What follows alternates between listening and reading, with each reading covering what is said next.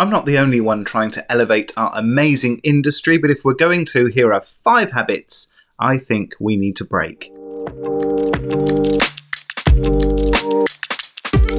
Hello, my salon lovelies. How on earth are you? Achingly well, I hope.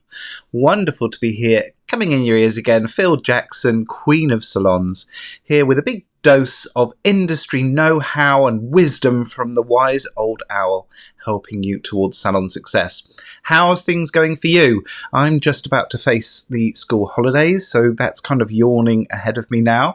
But I had a very useful meeting with my husband this week, and we went down day by day and figured out who's doing what, which days, and I feel much more in control. And I said, wouldn't it be wonderful if we had this chat probably a couple of months ago? Would have been helpful, wouldn't it? I had a comment on my last video. If you're watching me over on YouTube, I had a comment on my last video that my glasses were distracting because of the glare, because of the reflection on the light. So apologies if you're watching on YouTube, apologies if it looks like I'm crying, but I've gone over to contact lenses for recording purposes, and I have to say it's possibly the most unpleasant thing I've had to do for a long time. Maybe not, but it's certainly not the most pleasant way of starting my day, stabbing myself in the eye twice. And honestly, this is good. All the red has started to calm down a little bit. But I did go to the opticians, to the optical specialist, whatever it's called, wherever you are. And a little salon lesson for you, actually, because I've been going to the same opticians for about 6 years, because you only go every couple of years, don't you? And they cancelled my appointment last minute, which I was a bit cross about, because I'm a busy person. You know, I've got lots of plates spinning, lots of balls pass through my hands during a week, and it took me a long time to find a slot that actually suited me. So when they cancelled the appointment, I was like, oh God, it's going to take weeks to find something else. I'm not going to go. And it was a bit of a shame, actually, because the guy who looks at your eyes, gosh, he was a bit of a dish, and I was quite looking forward to seeing him. But even his dishiness was not enough to save me as a customer, because I just found somebody else who could get me in a lot quicker and booked in with them. So take note, my salon friends, that if you're messing people about, an apology is not enough. I think if they give me some sort of explanation as to why they'd had to cancel, then perhaps I would have been a bit more pliable. But as it was, I said, no, you can shove it up your arse, I'm off. And anyway, went to a different opticians, and I thought it was interesting, actually, and another little analogy we can bring in to the salon industry. And actually, the first thing that I want to talk about, the first habit I think we need to break, is doing what the client wants every time. Because, and actually I've changed my opinion on this over the years. So when I was running my big salon team, I used to say to people that you should never judge, don't be a judgy person, but never judge what is sat in front of you. You know, if you come across somebody's hair, they've been going somewhere else, they've come to you, and it's an absolute dog's dinner, don't judge, because you don't know what she asked for. You don't know what they were requesting. You don't know what the consultation was like. So it's not your place to judge. And I've started to shift my opinion a little bit over the years, because actually I think it's time that we kind of put our foot down a little bit. And if you think about it in terms of my eye exam and the prescription that was sent out for my new contact lenses, which are slipping and blurring as I'm speaking. But if we think about that, I didn't turn around to the optician and say, actually, no, I don't think I fancy that. I don't think I fancy that prescription. I'd like you to change the left one so that I can't see at all. You just wouldn't do it, would you? We take the advice. Now, I had a choice over whether I went with contact lenses or glasses. I had a choice of frames if I wanted that. I had a choice of whether I wanted daily or monthly or yearly contact lenses. I still had an input into the consultation. I still had the final say.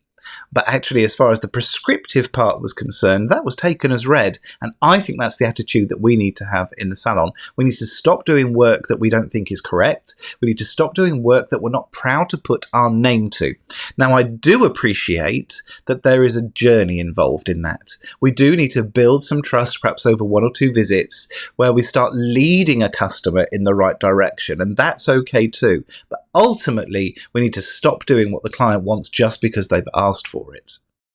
Second habit I want us to smash is how we bring new people, young people into our industry, because we have this big recruitment problem, and this isn't just a local thing for you, it's an international problem, not in every area, but it's not unusual for a salon to really struggle with recruiting young people at the moment. And one of the reasons, I think, is that when let's say you decided you're going to go into a career in the hair industry, when you sit at home imagining what that looks like, it's probably not 2 or 3 years of shampooing, sweeping up and grabbing cups of coffee. You're probably imagining yourself with a pair of scissors or at least a hairdryer in your hand. And I think we need to get to that stage much more quickly. Now, what I'm not suggesting we do is cut corners on our training. I think actually most of the training out there, frighteningly, is not of an amazing standard as it is. We certainly don't want to reduce the standard. But what I do think we can do is flip things a little bit, change the order that they learn in, so that it becomes a bit more interesting, a bit more quickly. And the other benefit to that is if we start with them being able to carry out services under supervision much more quickly, the team member becomes much more profitable much more quickly as well. So that means that suddenly this massive investment in someone's apprenticeship, we can start to reduce if they can start paying for themselves. So, for example, when I started college, pretty much the first term, so the first 10 weeks, was learning how to put rollers in. So we were learning how to set hair on rollers. My God, how dull, and certainly not something that I use on a daily basis, a weekly basis, or probably even an annual basis, because I avoid wedding and occasion hair like the plague. But what if we change that around? What if we taught people about conditioning treatments and blow dries, and we taught them how to do an amazing blowout so that we could start doing perhaps a little weekend special? I'm not saying we leave them alone, they'll still be working under supervision, but they could be charging 20, 30 quid for a conditioning treatment and a blow dry, reducing some of the upkeeps, reducing some of the costs that are associated with taking on a young person, and actually making their job a bit more interesting, actually teaching them what they're there to learn rather than sweeping and making cups of coffee. I think part of it, though, and actually the habit number 3 that I want to talk about, is I think we've got into a habit in our industry of paying the negative forward. So I think that there are, and I'm not suggesting every salon, but there are a number of salons out there where they treat young people pretty badly, to be honest with you. And it could even be seen as kind of workplace bullying in some ways, if we're not careful. Because I've seen lots of apprentices and assistants being talked to in quite a derogatory way, and being made to do quite menial, quite degrading tasks. And I understand where it comes from. It's because, and if you think about bullying, most bullies are being bullied or have been bullied at some stage. And I think it's the same in our industry.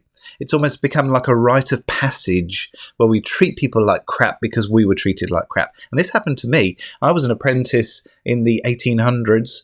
And bear in mind, though, I wasn't 16, 17 straight out of school. I was in my 20s being treated this way.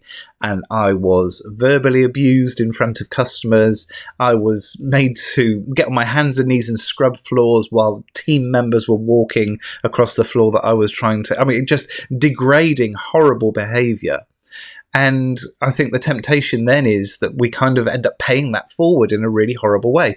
Same when I was a manager. You know, my team meetings were not over until someone was crying. When I first started managing a team, I would scream, shout, stamp my feet until people were really upset. But I was paying it forward because the only experience I'd had of a salon manager was someone who had 2 team meetings the whole time I was there, which was about 2 years.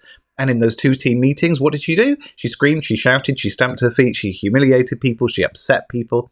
I thought that's how a team had to be run. So we end up carrying these awful habits forward. And I think it's time to break that cycle a little bit. Perhaps go back to, I think it was last week's video, where I said, let's be the best version of what we can be. What would the best version of a senior stylist or a senior beauty therapist or a salon manager or some kind of industry mentor, what would the best version of them do? Let's start treating people a little bit better. Habit number 4 is this continual problem I have when I go into salons and we're tolerating poor performance. Now, part of it, in fact, all of it, darling, is down to you. We've got to take responsibility for everything that goes on in our business. We could do a video about responsibility, actually. Make a note of that, somebody. But we tolerate poor performance, and I think part of it comes from the problems with recruitment that we have. Because if you knew you could replace that person really quickly, would you be tolerating that lateness? Would you be tolerating that habit of not retailing products, not recommending, not upselling? Would we tolerate the little niggly things that affect our team and affect our day and affect our clientele? And I don't think we would if we knew we could replace that person really quickly. So this toleration of poor performance has got to stop. And I promise you, if you've got a poorly performing team member, I always call them the iceberg. What you're seeing is 10%. After the person's left, you'll find out about the other 90%, or at least some of it, because other team members will go, oh, do you know what? In fact, when you weren't here that day, X, Y, and Z happened. Or your clients will start saying, oh, I'm pleased you got rid of her. She was terrible, you know. And the things I used to hear her saying to her clients, all of a sudden we start hearing about all the damage this person has been doing to your business over the years as well. It's terrifying, I promise you. But if you've got someone who's not performing properly, of course, we have to step in with performance management. And we've done some recordings about performance management. Dig into the archive over on the buildyoursalon.com website. There's plenty of brilliant information on performance management over there. And of course, we've got to go through that process of trying to coach someone to better results, but ultimately we don't tolerate poor performance because it turns into a habit. It turns into a poison. In fact, it's contagious to your other team members, and it's certainly setting the template for the younger people in your business too. Because if they see that not only is someone performing at a bad level, but you're performing badly as a manager by tolerating that behavior, well, guess what that young person is going to do? Guess what standard they're going to rise to? And then finally, and I've left this one to last because hopefully people have dropped off the recording a bit by now. And I know I'm going to get some flack for this one, but I think it's time that we smashed the habit of accepting tips. And I know times are hard, and I know it's handy to have a little bit of cash in your purse, and I know it's great when you've forgotten your wallet because you can still afford lunch, and I know it's ingrained into our industry.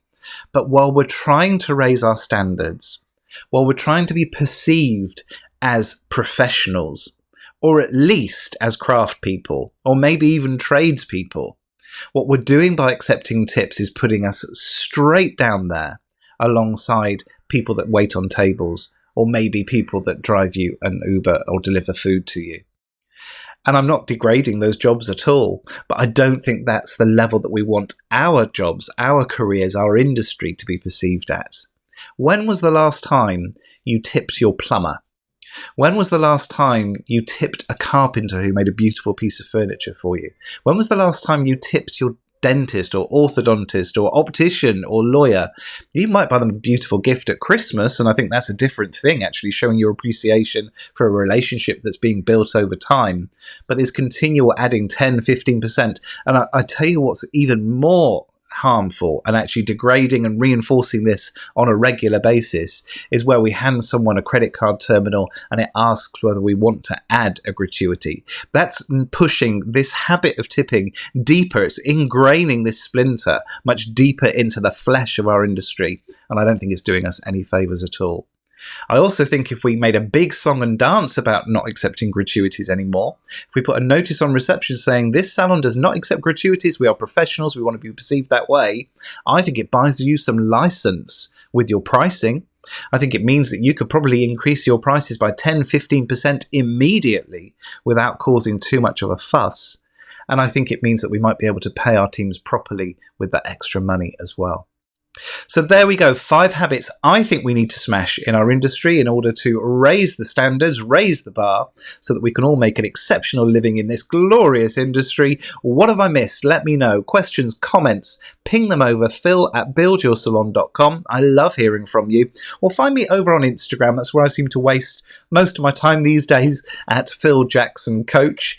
I'd love to hear from you, particularly because one of these episodes each month now is going to be given over to Q&A. I want you to send your questions in to me that I can answer on a broadcast to help you, but also to keep me in touch with what's going on in the industry. I've never wanted to be a guru atop a mountain handing down my wisdom to mere mortals. I've always wanted to be battling next to you in the trenches, fighting the good fight.